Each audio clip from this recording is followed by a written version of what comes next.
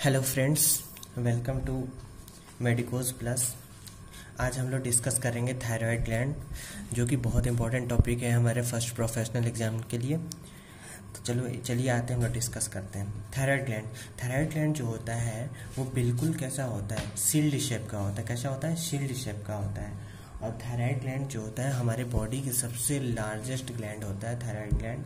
और इसमें 3 हार्मोन होता है, T3, T4 and calcitonin. T3 जो होता है उसको हम लोग बोलते हैं ट्राई आयोडोथायरानिन, T4 को बोलते हैं टेट्रा आयोडोथायरानिन, ठीक है। और T4 को हम लोग टेट्रा आयोडोथायरानिन को और थायरोक्सिन भी बोलते हैं, ठीक है।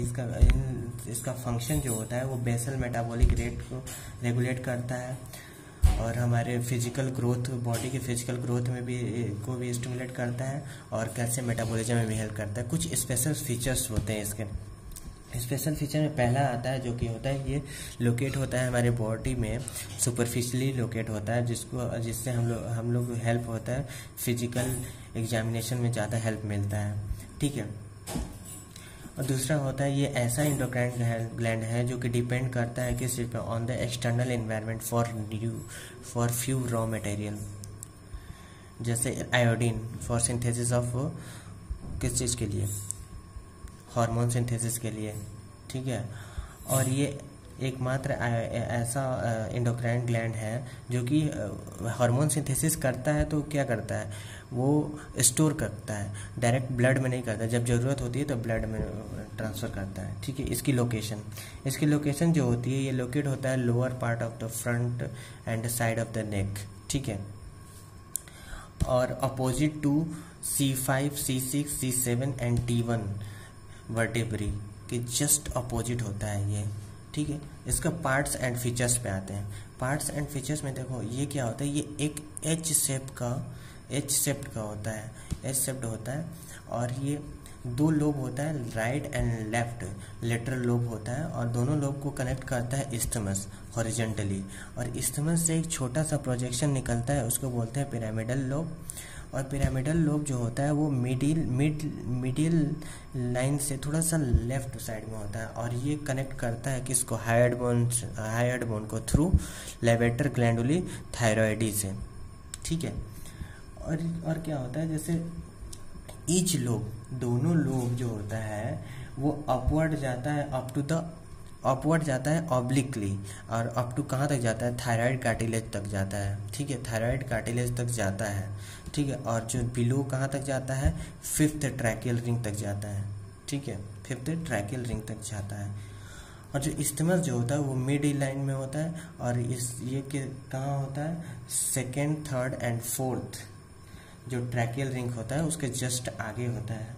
उसके बाद इसका वेट और डायमेंशन देखेंगे तो वेट जो होता है 25 ग्राम होता है, और 5 सेंटीमीटर इसकी लेंथ होती है, 3 सेंटीमीटर विड्थ होती है, 2 सेंटीमीटर इसकी क्या होती है, थिकनेस होती है।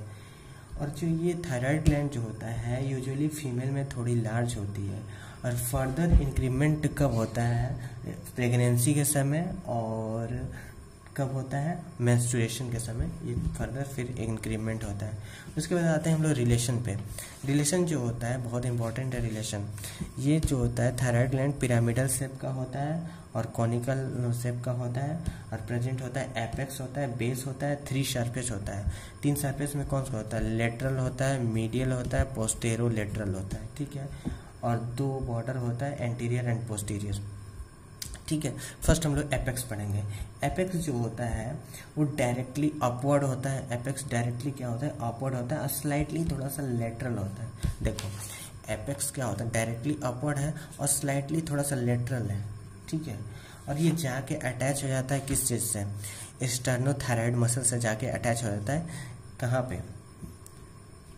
पे अटैच होता है, ये थायराइड कार्टिलेज पे होता है, स्टर्नोथायराइड मसल वहीं पे जाके अटैच होता है। और ये जो एपेक्स जो होता है वो सैंडविच्ड होता है किसके बीच में, स्टर्नोथायराइड और इंफीरियर कंस्ट्रिक्टर मसल्स के बीच में ये क्या होता है, सैंडविच्ड होता है, ठीक है।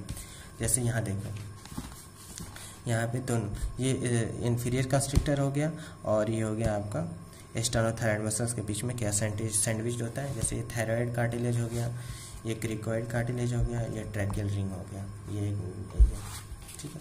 उसके बाद हम लोग आते हैं इसके बेस पे। तो बेस हम लोग पहले पढ़ चुके हैं, जो बिलो साइड में जहाँ तक एक्सटेंड करता है ये लेटरल लोब, तो वो 5th और 6th ट्रैकियल रिंग पे होता है, वो उसका बेस होता है। उसके बाद आते हैं लेटरल सरफेस पे। लेटरल सरफेस जो होता है वो कर्व होता है और कन्वेक्स होता है। और लेटरल सरफेस जो होता है 3 स्ट्रैप्ड मसल होता है, जिसमें पहला आता है स्टर्नोथायरॉइड मसल, स्टर्नोहायोइड मसल, ओमोहायोइड। ओमोहायोइड में सुपीरियर बेली ऑफ ओमोहायोइड मसल्स आता है।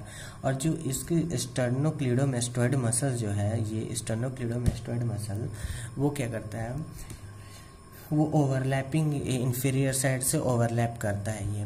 उसके बाद आते हैं हम लोग मीडियन सरफेस। मीडियन सरफेस का ये डायग्राम है, मीडियल सरफेस का ये डायग्राम है, जिसमें हम लोग 3 पार्ट पढ़ेंगे। 2 ट्यूब पढ़ेंगे, 2 कार्टिलेज एंड 2 मसल। 2 ट्यूब में आता है tracheal and oesophageal tube. 2 cartilage में होता है thyroid cartilage and cricoid cartilage. 2 muscles में आता है इंफीरियर कंस्ट्रक्टर मसल और क्रिकोथायरॉइड मसल। ठीक है, ये हो गया। उसके बाद आता है पोस्टेरोलेटरल। पोस्टेरोलेटरल जो होता है, पोस्टेरो पीछे, लेटरल साइड। पोस्टेरोलेटरल में जो होता है वो कैरोटिड शीथ होता है। और कैरोटिड शीथ में क्या होता है, इंटरनल जुगुलर वेन होता है और कॉमन कैरोटिड आर्टरी होता है, ठीक है, और वेगस नर्व होता है। और इसी जस्ट पीछे होता है सिंपैथेटिक ट्रंक होता है। सिंपैथेटिक ट्रंक को तुम और भी कुछ बोल सकते हो, सर्वाइकल सिंपैथेटिक चेन भी बोल सकते हो, ठीक है। ये हो गया पोस्टेरोलेटरल। अब आते हैं हम लोग रिलेशन इस्थमस के रिलेशन पे आते हैं। थोड़ा सा अभी इसको बाद में डिस्कस करेंगे आर्टेरियल सप्लाई को, लेकिन थोड़ा सा इस्थमस का रिलेशन डिस्कस करते हैं, समझ में आए तो ठीक है, नहीं तो बाद में समझ में आएगा जब ये डिस्कस कर लेंगे तब।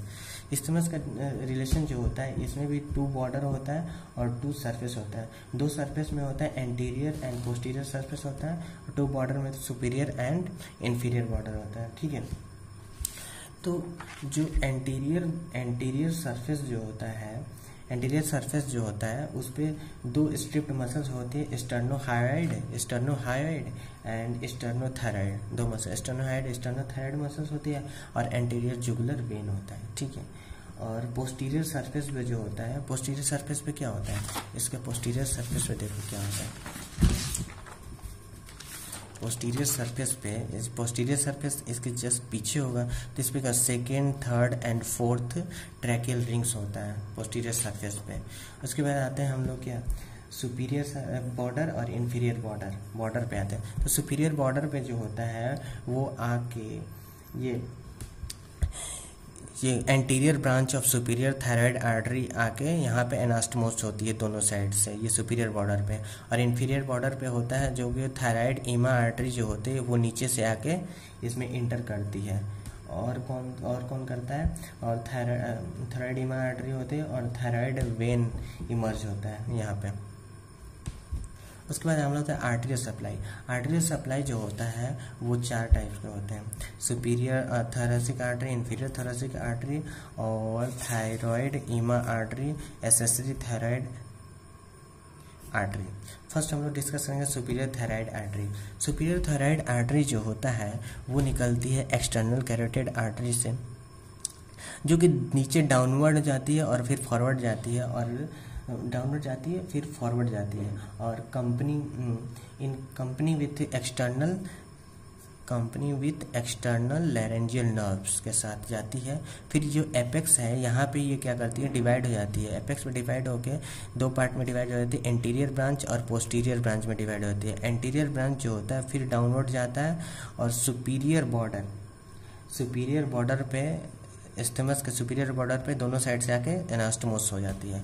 और एंटीरियर बॉर्डर ये डाउनवर्ड जाता है एंटीरियर बॉर्डर होते हुए, ठीक है, सुपीरियर बॉर्डर पे इस्थमस के।